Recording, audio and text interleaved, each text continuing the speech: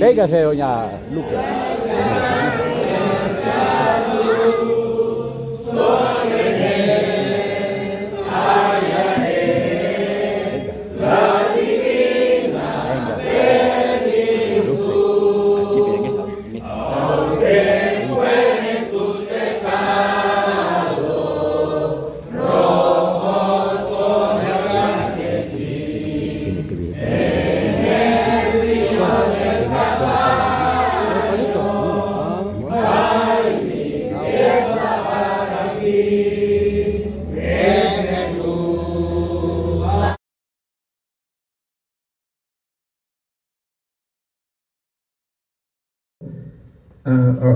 La hija del rey de Egipto y la hija de Faraón.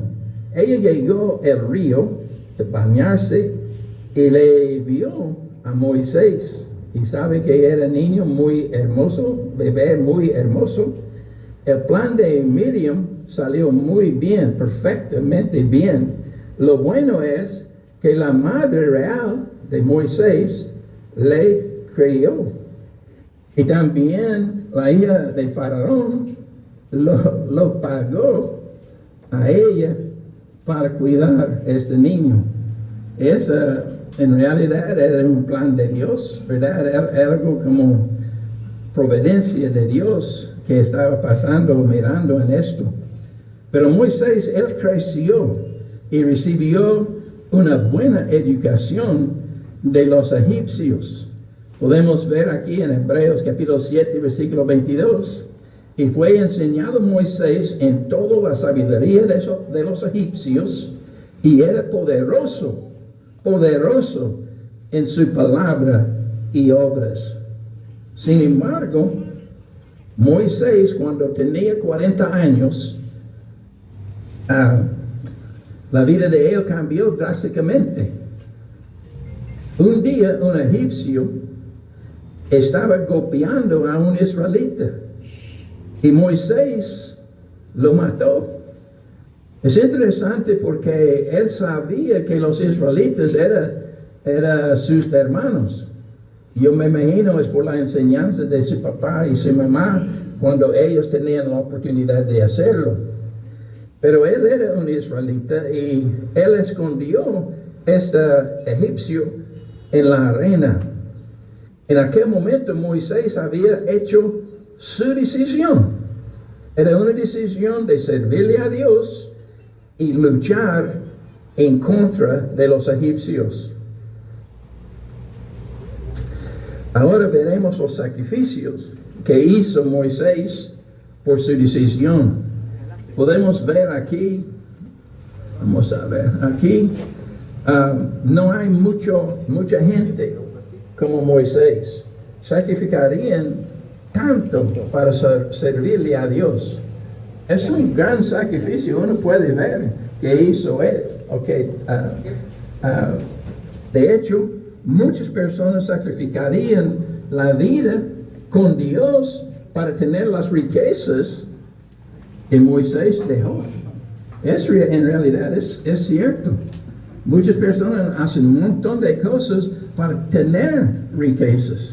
Hay mucha gente en esta ciudad, me imagino, en El Salvador y en Centroamérica y Sudamérica, va para los Estados Unidos dejando su familia atrás, sus hijos atrás, para buscar una vida mejor, para ganar más dinero. Y también hay muchas personas allá en los estados que están buscando formas para ganar más y más dinero. Y están dispuestos de dejar todo para ganar algo. Pero Moisés, él no era así. La Biblia habla de personas, las personas que escogieron las riquezas del mundo sobre las de Dios. Por ejemplo, ustedes recuerdan a este joven rico. Él llegó a Jesucristo buscando la vida eterna. Él le preguntó la decisión de Moisés. Es un hombre bien famoso en la Biblia. Y vamos a leer primero este texto y después vamos a hablar acerca de este texto y acerca de esta profeta Moisés. Hebreos capítulo 11, si quiere leer en su Biblia, versículo 24 a 27 vamos a leer. Por la fe Moisés, cuando nació, fue escondido por sus padres por 3 meses, porque le vieron niño hermoso y no temieron el decreto del rey. Por la fe, Moisés, hecho ya grande, rehusó llamarse hijo de la hija de Faraón, escogiendo antes ser maltratado con el pueblo de Dios que gozar de los deleites temporales del pecado, teniendo por mayores riquezas el vituperio de Cristo que los tesoros de los egipcios, porque tenía puesta la mirada en el galardón. Por la fe dejó a Egipto, no temiendo la ira del rey, porque se sostuvo como viendo al invisible. Ese texto aquí está en Hebreos, habla mucho acerca de la fe. Dice muchos es el capítulo de la fe, porque hay muchas palabras de la fe de muchos de los hombres en el Antiguo Testamento, y Moisés era uno de estos hombres y tenía fe. Pero vamos a ver en este texto la decisión que hizo Moisés. Esta decisión que lo tomó un gran hombre y le hizo un gran hombre agradable a nuestro Dios. Primeramente veremos el tiempo antes que Moisés tomó su decisión. Antes del nacimiento de Moisés, los israelitas vivían en paz con los egipcios. No había ningún problema ahí, están en paz y armonía. Pero en aquel entonces, los israelitas crecían en cantidad. Entonces, por esta razón, el rey, Faraón, él estaba bien preocupado sobre el crecimiento del pueblo de Dios. Por eso hizo un decreto para matar a todos los niños varones de Israel. Éxodo 1, versículo 22. Entonces Faraón mandó a todo su pueblo diciendo: echad al río a todo hijo que nazca y a toda hija perseverad la vida. Entonces, en este tiempo es cuando nació Moisés, cuando están tirando estos niños en el río Nilo. Moisés nació, pero algo buenísimo que encontramos aquí en Hebreos 11, versículo 23, dice: por la fe Moisés, cuando nació, fue escondido por sus padres por 3 meses, porque le vieron niño hermoso y no temieron el decreto del rey. Este por la fuerte fe en Dios, los padres de Moisés lo escondieron los 3 meses. Entonces es interesante porque más en esta historia podemos ver que la mamá de Moisés tiene mucha influencia en la vida de él. Pero podemos ver que era la fe de los padres de Moisés. Es por eso escondieron a él.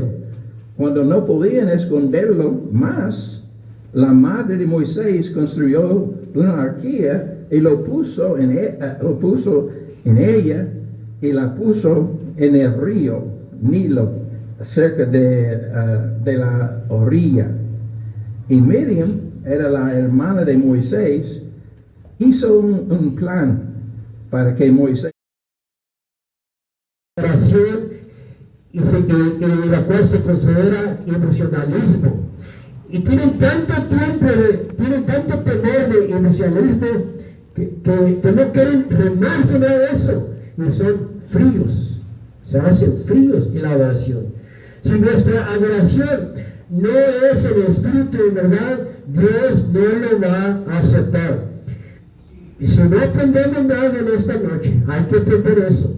Dios no va a aceptar cualquier otra adoración, si no es en espíritu y en verdad. Entonces, tenemos un problema en cierta forma. ¿Cómo nosotros vamos a restaurar o cómo vamos a mantener en cierto aspecto que la adoración, que la maravilla, porque es una maravilla adorar a Dios, no me hagan mal, pero ¿cómo podemos nosotros mantenerla?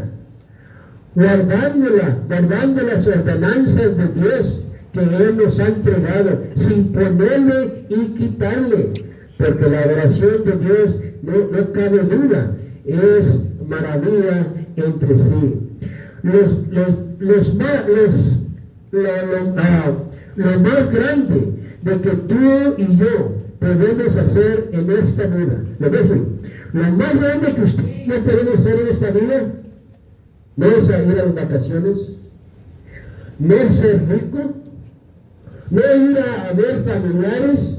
¿Saben lo más grande que usted puede hacer mientras que vive aquí sobre esta tierra?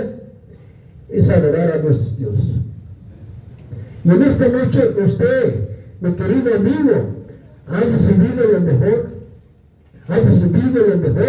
No hay otra cosa mejor que adorarle a nuestro Dios. Eso es lo máximo. De una forma u otra, el pueblo de Dios siempre se ha reunido para adorarle con el pueblo, porque era importante para ellos, como lo es importante para nosotros. Cuando leemos sobre tales eventos, particularmente en el Antiguo Testamento, parece de ser de temor y gran reverencia y con modestia. Cuando la gente tomaba por alto esto, o le adoraban a Dios como no era una cosa muy importante, los hermanos recibían ciertas formas de ciertos castigos, porque no tomaban en serio la adoración a nuestro Dios. Si despreciaban o eran indiferentes a la adoración, caray, se enfrentaban con ira y juicio inmediatamente.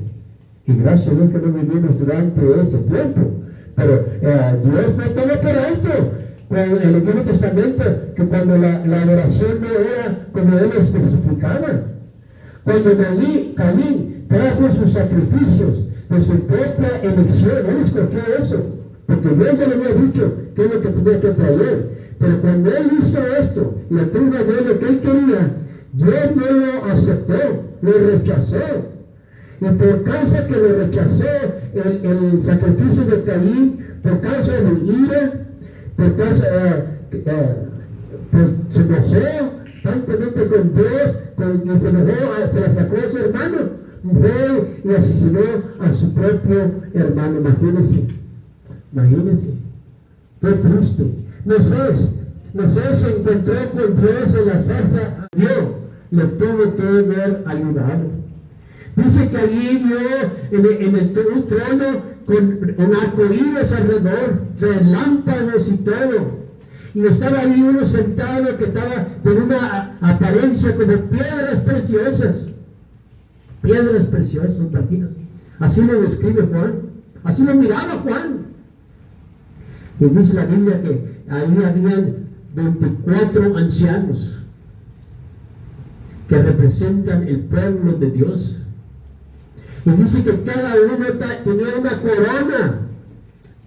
Estaban vestidos de vestiduras blancas, implicando que habían sido lavados todos sus pecados. Y dice también que había ahí ángeles que tenían ojos por dentro y por fuera, implicando que todos pueden observar. Y dice la Biblia, dice que Juan vio que estos todos se le postraban al que estaba sentado en el trono. Y dice que le adoraban. Y decían ellos lo siguiente, decían: Señor, digno eres de recibir la gloria y la honra y el poder, porque tú creaste todas las cosas y por tu voluntad existen y fueron creadas. Yo quiero decirles algo en esta noche, que Dios es digno, hermanos, de su adoración. Él es digno de mi adoración, porque Él fue el que ha creado todas las cosas, porque Él, por su voluntad, estamos aquí. Por su voluntad, Él nos ha dado todo. Por su voluntad, tiene usted un ladito, un hijo, una hija. Todo, dice la palabra, de que toda cosa buena viene de parte de Él. Entonces Él es digno, hermanos. Él es digno de nuestra adoración.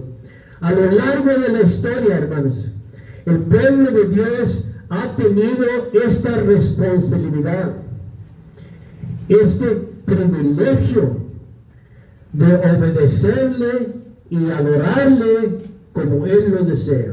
Nosotros también tenemos esa responsabilidad, ese privilegio de la cual gozamos en esta noche, de poder adorarlo.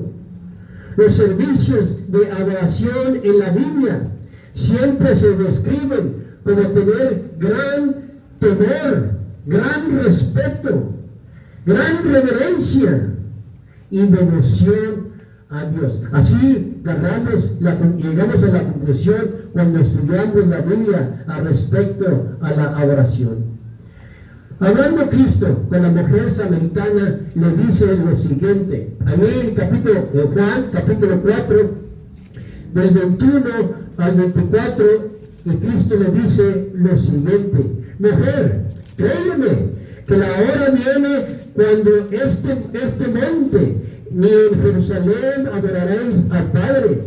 Vosotros adoréis lo que no sabéis, nosotros adoramos lo que sabemos, porque la salvación viene de los judíos.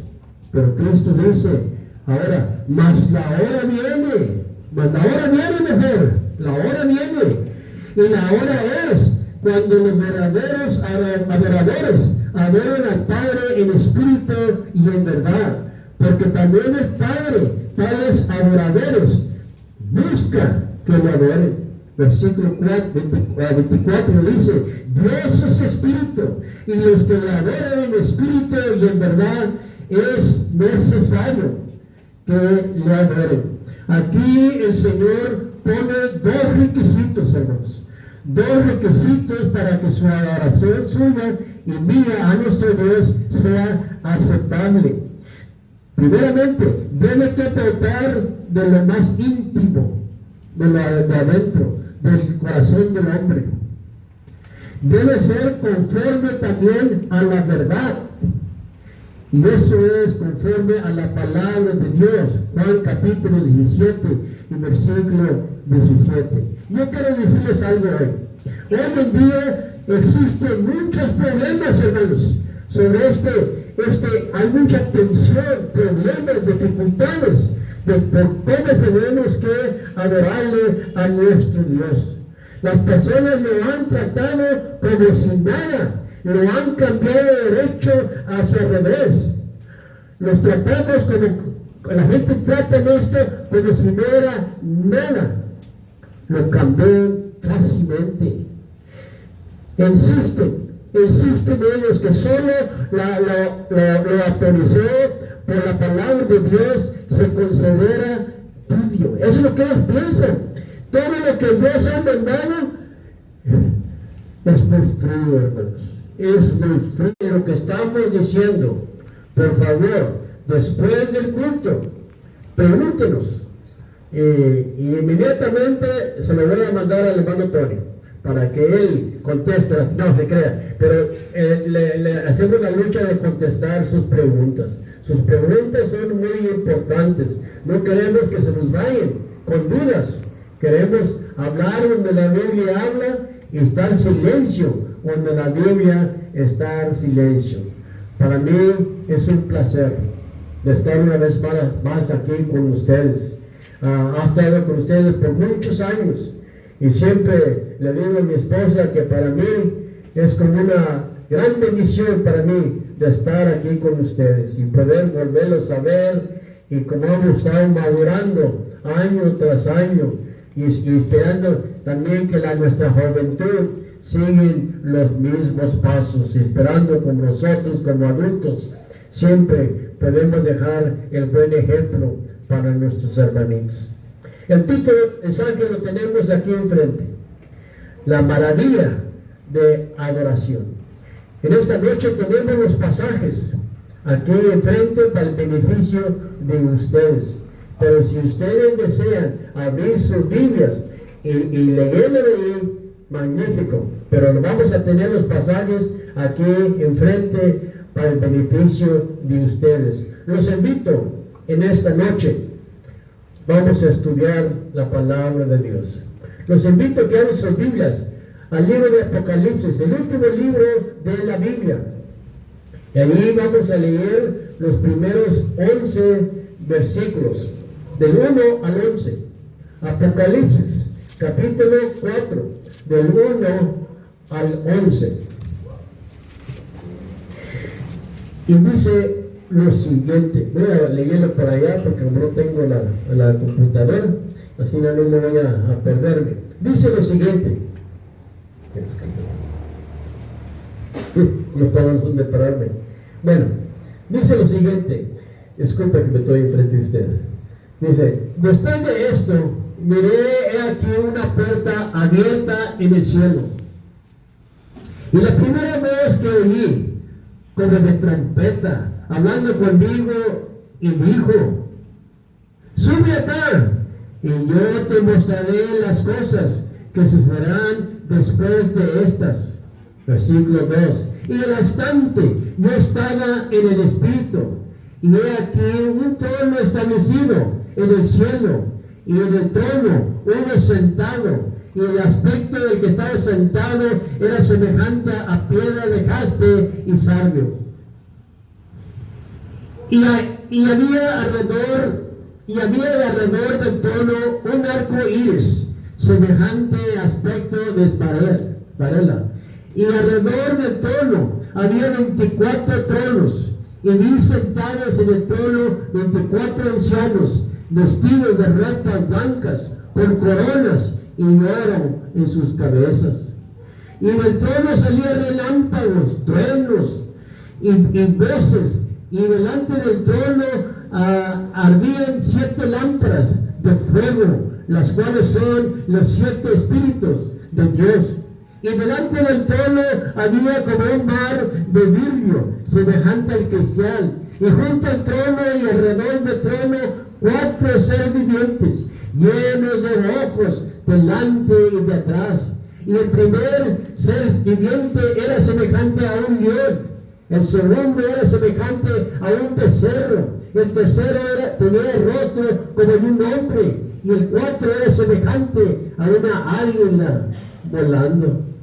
Y los 4 seres vivientes tenían cada uno 6 alas, y alrededor y por dentro estaban llenos de ojos, y no cesaban día y noche de decir: Santo, Santo, Santo es el Señor Dios Todopoderoso, el que era, y el que es, y el que ha de venir.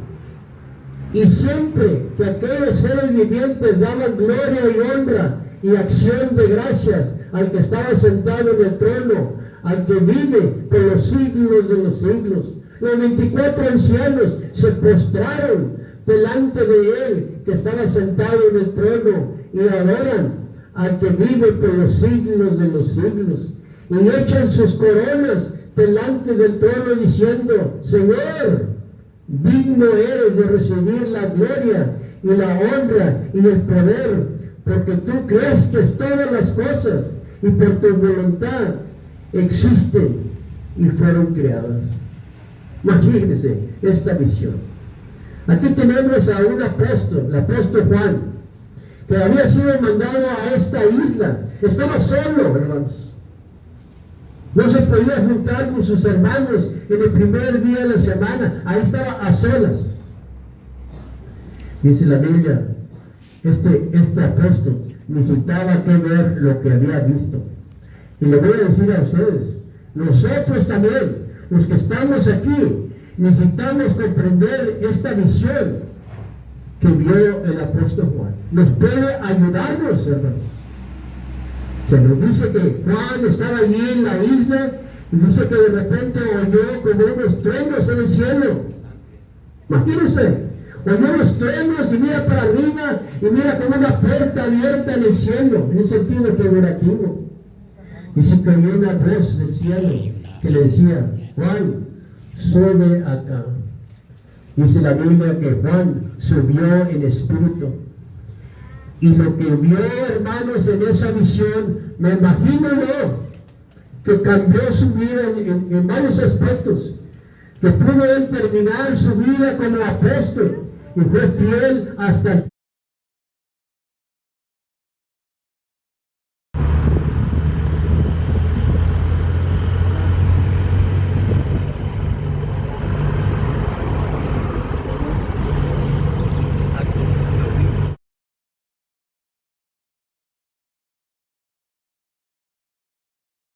amas a las personas, pero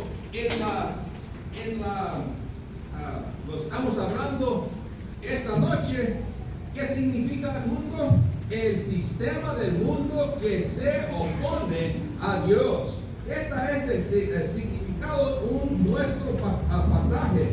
Se refiere a la manera de pensar, los valores, las propiedades y el sistema de este mundo que está en el contra de Dios. Jesús dijo en Juan capítulo 14, versículo 30, dice aquí: el principio de este mundo.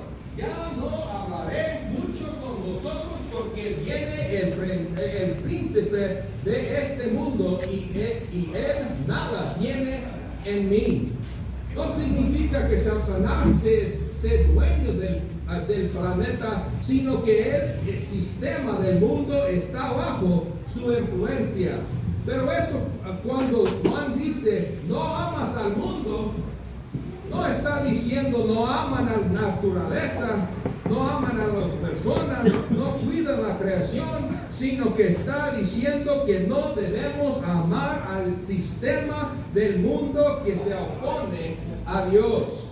No aman los valores, las prioridades, ni ninguna forma de pensar que rechace a Cristo. Allá tenemos qué significa el mundo, pero qué significa amor, amar. La palabra que Juan usa es agape. Es la palabra que describe el amor más profundo y comprometido. No solamente a que algo nos guste. Por ejemplo, pedimos decir este restaurante o amo a los tacos, pero eso es de decirle a una persona: te amo y quiero pasar el resto de mi vida contigo. Ese es un amor de compromiso. Eso es lo que Juan tiene en mente aquí en 1 Juan 2. No está hablando de que simplemente disfrutamos, está hablando de aquello o lo que la entregamos el corazón. Un comentarista explica que este amor incluye dos cosas: fuerte deseo y un compromiso.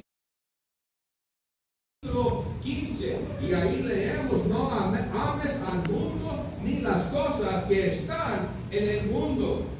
Es un mandamiento muy claro. Los chiquitos pueden entender esto. No amas al mundo ni las cosas que están en el mundo. Es un mandamiento bien claro. Juan nos dice y traten de no amar al mundo, ¿verdad?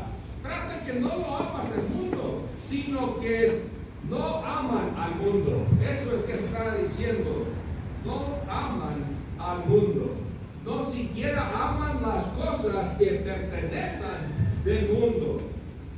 Aunque parece un mandamiento sincero, los cristianos a veces tienen dificultad para entender exactamente lo que significa. No debemos hacerlo más estricto que Dios lo quiso, pero tampoco debemos hacerlo tan ligero que pierda su verdadero significado. Para entender este mandamiento necesitamos comprender dos palabras. La primera palabra que tenemos es mundo. ¿Qué significa mundo? ¿Y qué significa amar? El mundo, la palabra que Juan usa es cosmos. En el Nuevo Testamento, esa palabra tiene tres significados principales: el planeta Tierra, y a veces, primero el planeta Tierra, a veces mundo significa la creación o el planeta. Por ejemplo, en Juan capítulo 1, versículo 10, aquí dice: en el mundo estaba y el mundo por él fue hecho. Aquí habla de creación. Número 2, ¿qué significa el mundo? Significa que nos hacen daño. Esa es una de las preocupaciones principales del apóstol Juan al escribir esta carta. El amor es uno de los temas más importantes en primero Juan. Si leemos el capítulo 4, vemos otra vez que Juan habla del amor. Aquí dice en 1 Juan 4, 7, dice: amados, ámenos unos a otros, porque el amor es Dios. Versículo 8 dice: porque Dios es amor. Dice en versículo 10: en esto consiste el amor, no en que nosotros hayamos amado a Dios, sino en que Él nos amó a nosotros. En versículo: Dios nos ha amado, así debemos también nosotros amarnos unos a otros. Versículo 19 dice: nosotros le amamos a Él, porque Él nos amó primero. Y termina diciendo que el que ama a Dios también debe amar a su hermano. Está claro que Juan se preocupó mucho por nuestro amor. Tengo unas preguntas para nosotros. ¿De dónde viene nuestro amor? ¿Cómo demostramos el amor? Y en este pasaje, ¿qué es lo que estamos amando hoy en este día? Primeramente, aquí es el bosquejo de esta lección. Esta enseñanza tiene tres partes muy esenciales. Primero es ¿qué nos está diciendo el Juan? ¿Por qué? ¿Por qué no debemos amar al mundo y cómo podemos obedecer este mandamiento? Pues primero aquí, ¿quién nos está diciendo? Le gusta el mundo, quieren estar en el mundo y no quieren vivir por Dios. Y vamos a leer aquí en versículo 12. Dice: os escribo, vosotros hijitos, porque vuestros pecados os han sido perdonados por su nombre. Os escribo vosotros, padres, porque conocéis Entonces, al que es desde el principio, os escribo a vosotros jóvenes, porque habéis vencido al maligno. Os escribo a vosotros, hijitos, porque habéis conocido al Padre. Os he escrito a vosotros, padres, porque habéis conocido al que es desde el principio. Os he escrito a vosotros, jóvenes, porque sois fuertes, y la palabra de Dios permanece en vosotros, y habéis vencido al maligno. No ames al mundo, ni las cosas que están en el mundo. Si alguno ama al mundo, el amor del Padre no está en él. Porque todo lo que hay en el mundo, los deseos de la carne, los deseos de los ojos y la vanagloria de la vida, no proviene del Padre, sino del mundo. Y el mundo pase y sus deseos, pero el que hace la voluntad de Dios permanece siempre. Pero el problema es que muchas veces amamos las cosas equivocadas. A veces ponemos